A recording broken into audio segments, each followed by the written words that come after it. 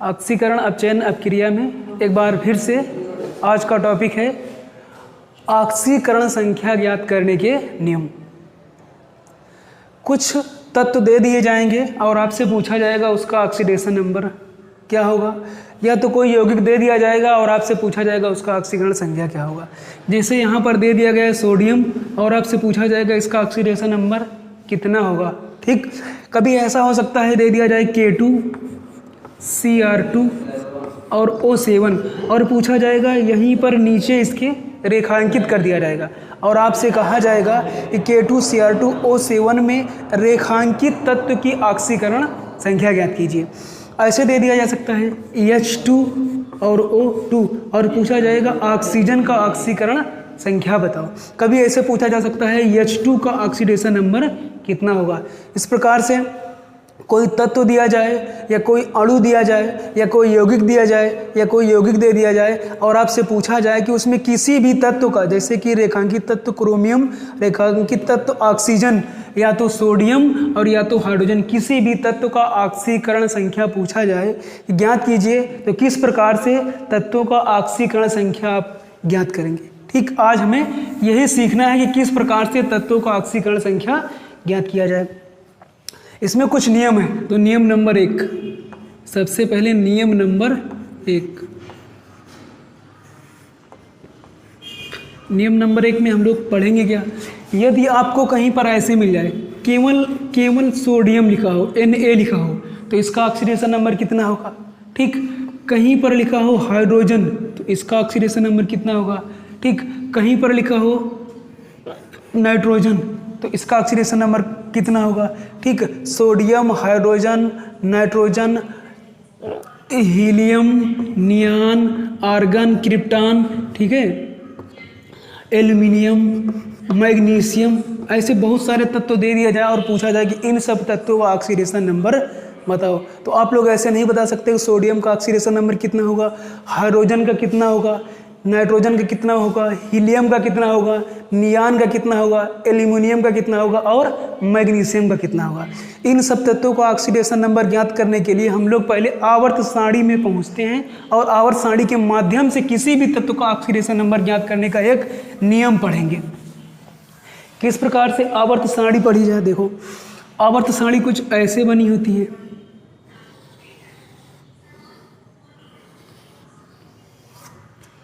आवर्त सारणी कुछ ऐसी बनी होती है।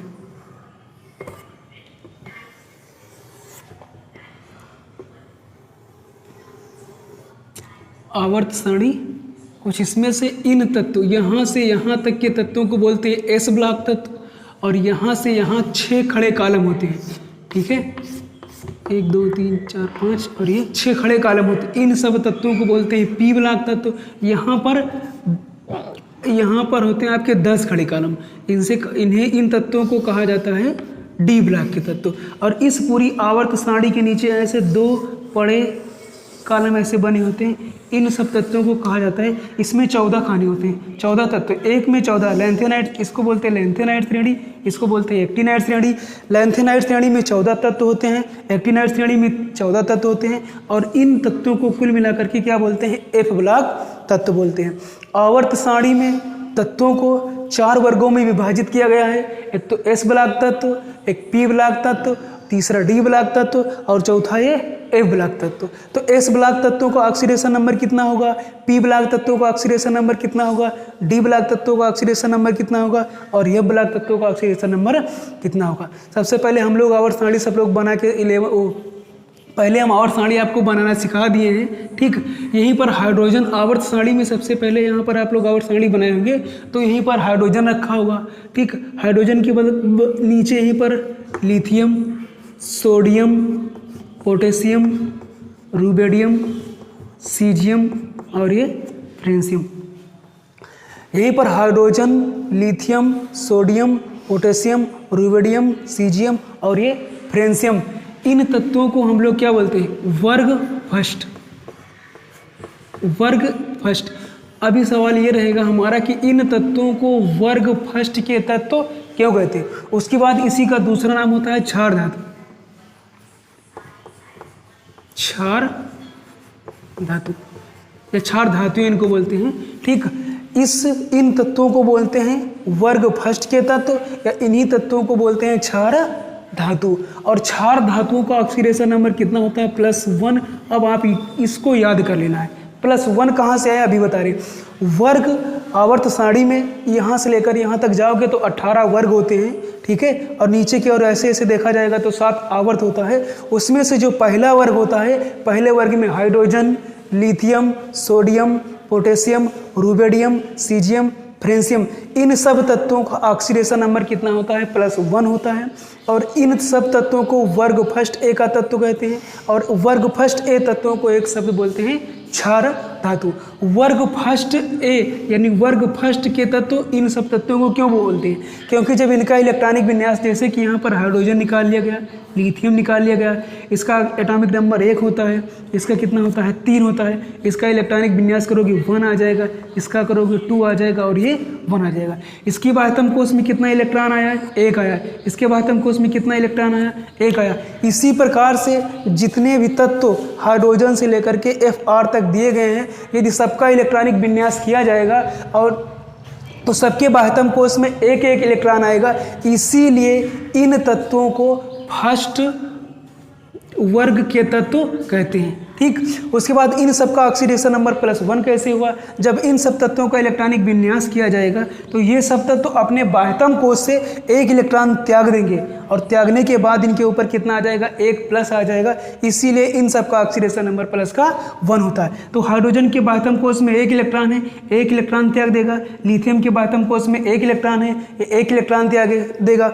इसी प्रकार से यहाँ पर सोडियम देखा जाए, सोडियम का एटॉमिक नंबर 11 होता है, इसका हो जाएगा 2 और 8 और ये 1। इसके भी बाह्यतम कोश में कितना आ गया? 1 इलेक्ट्रॉन आ गया। उसी प्रकार से नीचे पोटेशियम देखा जाए, पोटेशियम का होता है 19, इसका इलेक्ट्रॉनिक विन्यास 2 हो जाएगा, 8 हो जाएगा, 8 हो जाएगा, और ये 1। जिस प्रकार से हमने 1, 2, 3 और ये 4 तत्वों को इलेक्ट्रॉनिक विन्यास किया, इन तत्वों के बाह्यतम कोश में एक एक इलेक्ट्रॉन आ रहा है। जब इन तत्वों के बाह्यतम कोश में एक एक इलेक्ट्रॉन है तो ये सब तत्व अपने बाह्यतम कोश से 1 इलेक्ट्रॉन त्याग देंगे। जब 1 इलेक्ट्रॉन त्याग देंगे तो इसके ऊपर कितना आ जाएगा? 1+ आ जाएगा। जितना इसके ऊपर प्लस होगा, जितना इसके ऊपर माइनस होगा, वही उस तत्व का ऑक्सीडेशन नंबर होगा। तो जिस प्रकार से हाइड्रोजन, लिथियम, सोडियम, पोटेशियम, इन सब तत्वों के बाह्यतम कोश में एक एक इलेक्ट्रॉन होता है, उसी प्रकार से अन्य तत्व बचे हुए रुबिडियम, सीजियम, फ्रेंशियम, इन सब तत्वों का इलेक्ट्रॉनिक विन्यास करोगे, इन सब तत्वों के बाह्यतम कोश में भी 1 इलेक्ट्रॉन आएगा, और इन सब तत्वों का ऑक्सीडेशन नंबर कितना होगा? +1 होगा। तो आवर्त सारणी में जो वर्ग फर्स्ट ए या वर्ग फर्स्ट होता है, इन तत्वों को क्षार धातु कहते हैं, और वर्ग फर्स्ट ए तत्वों की ऑक्सीकरण संख्या कितनी होती है? +1 होती है। हम लोग नियम नंबर 1 में किस प्रकार से इसको लिख लेंगे,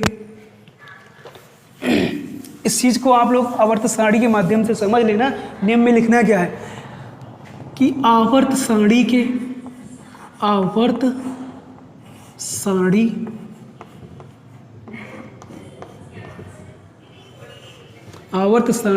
में वर्ग फर्स्ट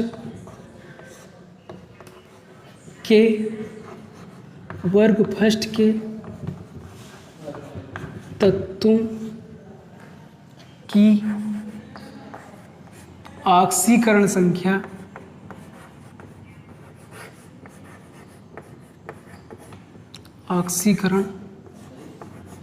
संख्या +1 होती है। +1 होती है। ठीक, अब कोई भी तत्व कहीं पर मिल जाए, हाइड्रोजन कहीं पर मिलेगा। ठीक, हाइड्रोजन के लिए कुछ अपवाद आगे देखेंगे। हाइड्रोजन कहीं पर मिलेगा, लिथियम कहीं पर मिलेगा, सोडियम कहीं पर मिलेगा, पोटेशियम कहीं पर मिलेगा, रुबिडियम कहीं पर मिलेगा, सीजियम कहीं पर मिलेगा, फ्रेंशियम कहीं पर मिलेगा। इन सब तत्वों का ऑक्सीडेशन नंबर आपको बिना कुछ पूछे 1 रख देना है। ठीक, किसी भी तत्व का ऑक्सीकरण संख्या ज्ञात करते समय कोई यौगिक दे दिया जाए, जैसे यहाँ लिख दिया जाए H2SO4। ठीक, H2SO4 में आपको यहाँ पर हाइड्रोजन मिला। ठीक, और इसमें कहा जाए कि सल्फर का ऑक्सीडेशन नंबर ज्ञात करो। H2SO4 एक यौगिक दे दिया जाए और इसमें पूछा जाए कि रेखांकित तत्व सल्फर का ऑक्सीडेशन नंबर ज्ञात कीजिए, तो आपको इस आवर्त सारणी के माध्यम से देखा जाए तो पहले वर्ग में हाइड्रोजन मिला, हम लोग पढ़ चुके हैं इन सब तत्वों का ऑक्सीडेशन नंबर +1 होता है। +1 ही क्यों होता है? क्योंकि इसके बाह्यतम कोश में एक इलेक्ट्रॉन होता है, एक इलेक्ट्रॉन त्याग कर उसके ऊपर एक प्लस आ जाएगा, इसीलिए इन सब तत्वों का ऑक्सीडेशन नंबर +1 होता है। तब हमें इन तत्वों में, ठीक है, हमें इस यौगिक में यदि पूछा जाए कि सल्फर का ऑक्सीडेशन नंबर ज्ञात करो, तो इसमें एक तत्व हाइड्रोजन है, दूसरा सल्फर है, तीसरा ऑक्सीजन है। तो तीन तत्वों में से एक तत्व का ऑक्सीडेशन नंबर ज्ञात करना है तो इन दोनों तत्वों का ऑक्सीडेशन नंबर आपको पहले से पता होना चाहिए, तभी इस वाले तत्व का ऑक्सीडेशन नंबर निकाल सकते हो। ठीक, तो हाइड्रोजन का ऑक्सीडेशन नंबर +1 होता है, -1 भी होता है। -1 कहाँ पर होगा हम बताएंगे। अभी बहरहाल आप लोग ये समझो कि हाइड्रोजन का ऑक्सीडेशन नंबर कितना होता है? +1 होता है। +1 क्यों होता है? क्योंकि उसके बाह्यतम कोश में एक इलेक्ट्रॉन होता है, वो अपनी बाह्यतम कोश से एक इलेक्ट्रॉन त्याग कर धन आयन बनाने की क्षमता रखता है, धन आयन बना लेगा, इसीलिए हाइड्रोजन का ऑक्सीडेशन नंबर कितना होता है? +1 होता है। अब पूछा जाए कि सल्फर का ऑक्सीडेशन नंबर बताओ, तो दिमाग यही लगाना है कि हम यही बोल दिए कि ध्यान से यहाँ समझिएगा कि सल्फर का ऑक्सीडेशन नंबर ज्ञात करने के लिए हमको हाइड्रोजन का और ऑक्सीजन का ऑक्सीडेशन नंबर पहले से ज्ञात होना चाहिए, जिसमें से हमने हाइड्रोजन का ऑक्सीडेशन नंबर याद कर लिया, +1 हुआ। +1 कहाँ से आया? जितने भी तत्व होते हैं फर्स्ट वर्ग में सबका इलेक्ट्रॉनिक विन्यास करोगे, सबके बाह्यतम कोश में एक इलेक्ट्रॉन आएगा और वो अपना एक इलेक्ट्रॉन आसानी से त्याग देंगे, और जब एक इलेक्ट्रॉन त्याग देंगे तो उनके ऊपर एक प्लस आ जाएगा, इसीलिए हाइड्रोजन का ऑक्सीडेशन नंबर +1 होगा। ठीक, यहाँ तक आई बात समझ में? आगे पढ़ते हैं हम लोग। हाइड्रोजन का तो ज्ञात कर लिए, इसी के बगल यहीं पर Mg होगा, सॉरी Be होगा, Pe।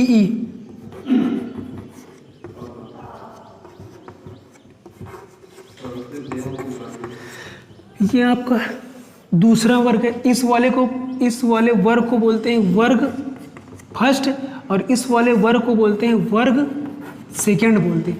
ठीक है, इस वाले वर्ग को बोलते हैं वर्ग सेकेंड और इस वाले वर्ग को बोलते हैं वर्ग फर्स्ट। तो वर्ग फर्स्ट के तत्वों का एक दूसरा नाम था क्षार धातु। क्षार धातुएं बोलते हैं, क्षार धातुएं। और वर्ग सेकेंड, ये आपका वर्ग सेकेंड है, वर्ग सेकेंड को वर्ग सेकेंड हम लिखे, और दूसरे नाम से क्या जानते हैं? क्षारीय मृदा धातु। क्षारीय मृदा, क्षारीय मृदा धातु बोलते हैं। वर्ग फर्स्ट ए, ठीक, वर्ग फर्स्ट ए के तत्वों को क्षार धातुएं बोलते हैं। ठीक, और वर्ग फर्स्ट ए तत्वों का ऑक्सीडेशन नंबर +1 होता है। आप लोग समझ लिए +1 का क्यों होता है? क्योंकि इन सब का इलेक्ट्रॉनिक विन्यास करोगे, इनके बाह्यतम कोश में एक इलेक्ट्रॉन आएगा, एक इलेक्ट्रॉन त्याग देगा, और जितना जिसके ऊपर प्लस रहता है वही उसका ऑक्सीडेशन नंबर होता है, या जितना उसके ऊपर माइनस रहेगा उसका वही ऑक्सीडेशन नंबर होगा। ऑक्सीडेशन नंबर की डिफिनीशन यही होती है, किसी भी तत्व के ऊपर जितना प्लस होगा या जितना माइनस होगा उसका वही उसका ऑक्सीडेशन नंबर होगा। तो वर्ग फर्स्ट ए तत्वों के ऑक्सीडेशन नंबर कितना होता है? +1 होता है। +1 ही क्यों होता है? क्योंकि उसके बाह्यतम कोश में एक इलेक्ट्रॉन होता है। अब उम्मीद करते हैं कि वर्ग फर्स्ट ए तत्वों का ऑक्सीडेशन नंबर आपको अच्छे से समझ आ गया होगा। ठीक है, बस ए तत्व आपको याद हो जाए, आप आसानी से बता सकते हो कि +1 कहाँ से आया। उसके बाद वर्ग सेकेंड ए तत्वों का ऑक्सीडेशन नंबर ज्ञात करने का नियम पढ़ना है। वर्ग पहला नियम ये था, दूसरा नियम यहीं पर बना के लिख देना है, नियम नंबर 2। नियम नंबर 2 में क्या है? वर्ग सेकेंड ए तत्वों का ऑक्सीडेशन नंबर कितना होता है? यहीं पर लिख दो, +2 होता। अब ये +2 कहाँ से आया? वर्ग सेकेंड ए के तत्वों का ऑक्सीडेशन नंबर +2 होता है। +2 कहाँ से आया? हम लोग इसमें से 3 तत्व ले पहले वाले 3 तत्व ले करके इसका इलेक्ट्रॉनिक विन्यास करेंगे। जैसे यहाँ लिख दिया जाए बेरिलियम, उसके बाद Mg मैग्नीशियम, उसके बाद कैल्शियम Ca, इसका एटॉमिक नंबर होता है 4, इसका होता है 12 और इसका होता है 20। इसका इलेक्ट्रॉनिक कॉन्फिगरेशन होगा 2n2, इसका इलेक्ट्रॉनिक विन्यास करेंगे तो 2 हो जाएगा, 8 हो जाएगा और ये 2 हो जाएगा। यदि इसका इलेक्ट्रॉनिक विन्यास किया जाएगा 2 हो जाएगा, 8 हो जाएगा और ये 2 हो जाएगा। जिस प्रकार से फर्स्ट वर्ग पहले वाले वर्ग के तत्वों के बाह्यतम कोश में एक इलेक्ट्रॉन था, उसी प्रकार से सेकेंड वर्ग के तत्वों के बाह्यतम कोश में कितना इलेक्ट्रॉन आ रहा है? 2-2 इलेक्ट्रॉन आ रहा है। तो ये तत्व अपने बाह्यतम कोश से कितना इलेक्ट्रॉन त्याग देंगे? 2-2 इलेक्ट्रॉन त्यागेंगे। कैसे त्यागेंगे? जैसे यहाँ Mg लिख दिया जाए, Mg, उसके बाद यहाँ लिख दिया जाए Mg के ऊपर कितना प्लस?